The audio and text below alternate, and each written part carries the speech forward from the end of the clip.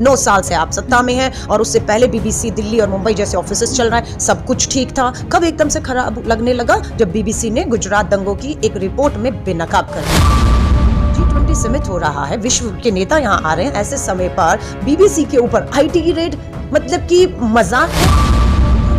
पूरा हमारा मीडिया हो, जुडिशरी हो, हमारी संवैधानिक संस्थाएं हो, राजनीतिक दल हो, सबको डराने धमकाने की कोशिश की है। किन जजों को, मैं नाम नहीं लूंगी, किन जजों को देश का गवर्नर राज्यों का बनाया गया है। कहा था जहाँ झुग्गी वहाँ मकान मिलेंगे, अब झुग्गी पे बुलडोजर मिल रहा है। और बुलडोजर तक अभी तक समझ आ रहा था, लेकिन अब आप गरीब आदमी को, अगर वो अपना घर, अपनी छत गरीब नहीं छोड़ रहा, अब जिंदा चल रहा है वो अंदर। हाँ, माँ और बेटी की ये जो तस्वीरें आई हैं, दिल दहला देने वाली हैं।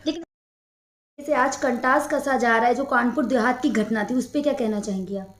देखिए, जो कुछ भी हुआ बेहद दुर्भाग्यपूर्ण और दिल दहला देने वाला था।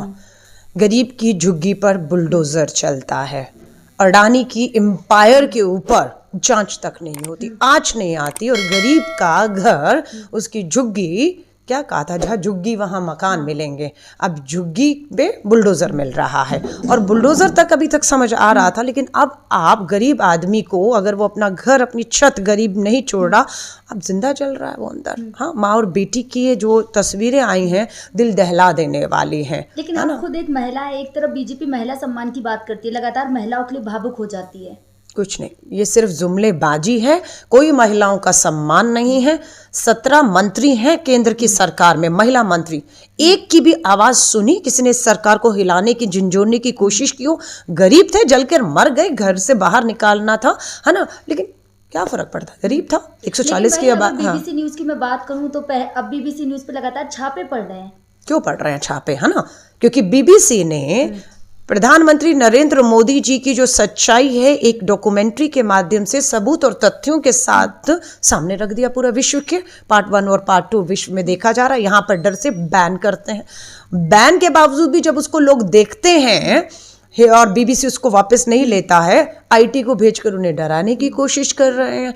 G20 समिट हो रहा है, विश्व के नेता यहाँ आ रहे हैं, ऐसे समय पर बीबीसी के ऊपर आईटी की रेड, मतलब कि मजाक है कि यहाँ पर आपके खिलाफ जो भी बोलता है, राजनीतिक दल, नेता हो या आपके जितनी भी संवैधानिक संस्थाएं हो, मीडिया हो, आप आईटी, इनकम टैक्स रेड, ये वो डराने की कोशिश करते हैं। कि टैक्स वगैरह जो था वो ठीक से पे नहीं करने की वजह कब से पता लगा टैक्स ठीक से पे नहीं हो रहा है? आज आया है बीबीसी, या आज आप सत्ता में अभी आए हैं? 9 महीने पहले या 9 दिन पहले? 9 साल से आप सत्ता में हैं और उससे पहले बीबीसी दिल्ली और मुंबई जैसे ऑफिसेस चल रहा है, सब कुछ ठीक था। कब एकदम से खराब लगने लगा? जब बीबीसी ने गुजरात दंगों की एक रिपोर्ट में बेनकाब कर दिया। हिंडनबर्ग इनके निशाने पर है और बीबीसी, हिंडनबर्ग ने प्रधानमंत्री जी के पूंजीपति मित्र का बेनकाब करके रख दिया और बीबीसी ने खुद प्रधानमंत्री जी को बेनकाब कर दिया। आपकी जब कांग्रेस की सरकार थी तो कांग्रेस ने भी कुछ समय के लिए बीबीसी को बंद करने की बात कही थी। ठीक है, तो हमने कहा था इसलिए बीजेपी करेगी, है ना? हमने क्यों किया, हुआ नहीं हुआ, है ना, वो सब चीजें तो रिकॉर्ड में होंगी ना, क्योंकि इंदिरा जी प्रधानमंत्री थी ना। ऐसा थोड़ा ना निजी मामला था, घर पे खत्म हो गया। अगर किया था तो सारी चीजें, रिकॉर्ड, कार्रवाई संसद में है। आप आईटी के सर्वे रेट जो भी है, G20 हो रहा है, आपको देश को बताना होगा कि सच में आईटी की रेड में बीबीसी के दफ्तरों से क्या क्या बरामद हुआ है, और अगर वो सच में दोषी है तो कार्रवाई होनी चाहिए। लेकिन कहा तो ये भी जा रहा है कि पहले जो बीबीसी का ऑफिस था वो 1 तल्ले में था, आज 6 मंजिल बन चुका है।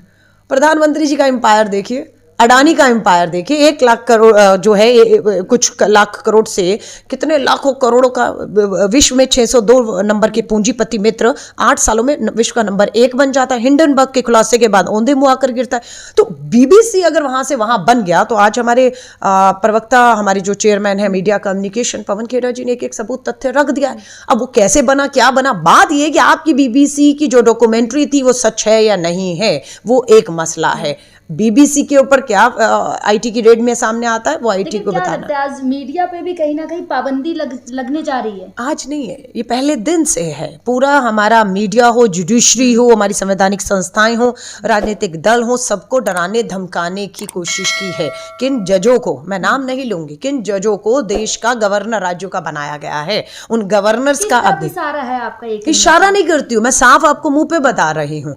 इशारा होता कि मैं बता नहीं रही हूँ, मैं बता रही हूँ कि कि देश के किन जजों को रिटायर होने के 15-20 दिन के तुरंत बाद राज्यपाल बनाया गया और उनके फैसले क्या थे क्या नहीं थे, राजनीतिक प्रभावित थे या नहीं थे, है ना। ये एक नहीं अनेकों बार हो रहा है ना। जो आपकी इनकम टैक्स ईडी से डर गया या भाजपा में शामिल हो गया वो ठीक है, लेकिन जितने भी लोग अभी गुजरात में जो है वो क्या है नाम उसका, गुजरात का जो अभी आंदोलन किया पाटीदार का आंदोलन में,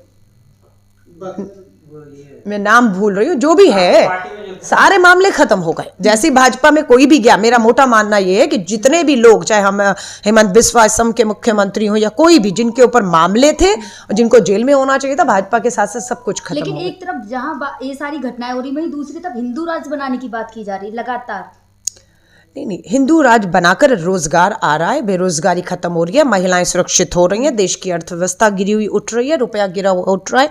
देश में क्या होगा हिंदू राष्ट्र बनने से? और जब कहा जा रहा है कि थोड़ा शॉर्ट करिए, पाकिस्तानी राज बहुत हैं लेकिन हिंदू राष्ट्र एक भी नहीं है, इसलिए हिंदू राष्ट्र बनाएंगे। देखिए, ये जब बंटवारा हुआ था ना, तो मुस्लिम लीग और हिंदू महासभा ने बैठ के धर्म के आधार पर पाकिस्तान का बंटवारा किया और हिंदुस्तान को धर्म के आधार पर बनाने का किया।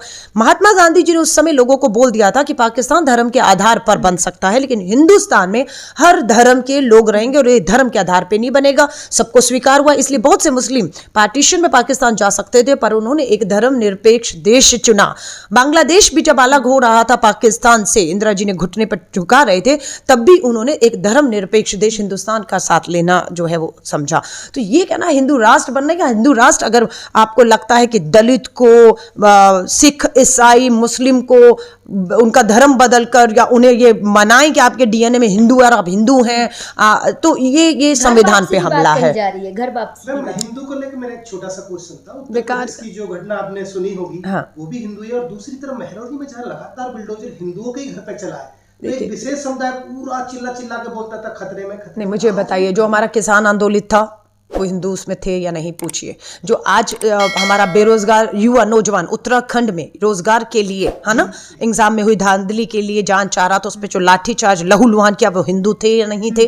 किसान ले लें, उन्नाव की, हाथरस की हमारी बेटियां हिंदू थी या नहीं थी? तो ये कहना हिंदू पर हमला है, और हिंदू पर हमला कोई और नहीं, हिंदू पर हमला जो है उन्हें बेरोजगार रखकर, महंगाई की मार देकर और इस तरह से गरीबों के घर बुलडोजर चला के जिंदा जलाने का काम कोई और नहीं।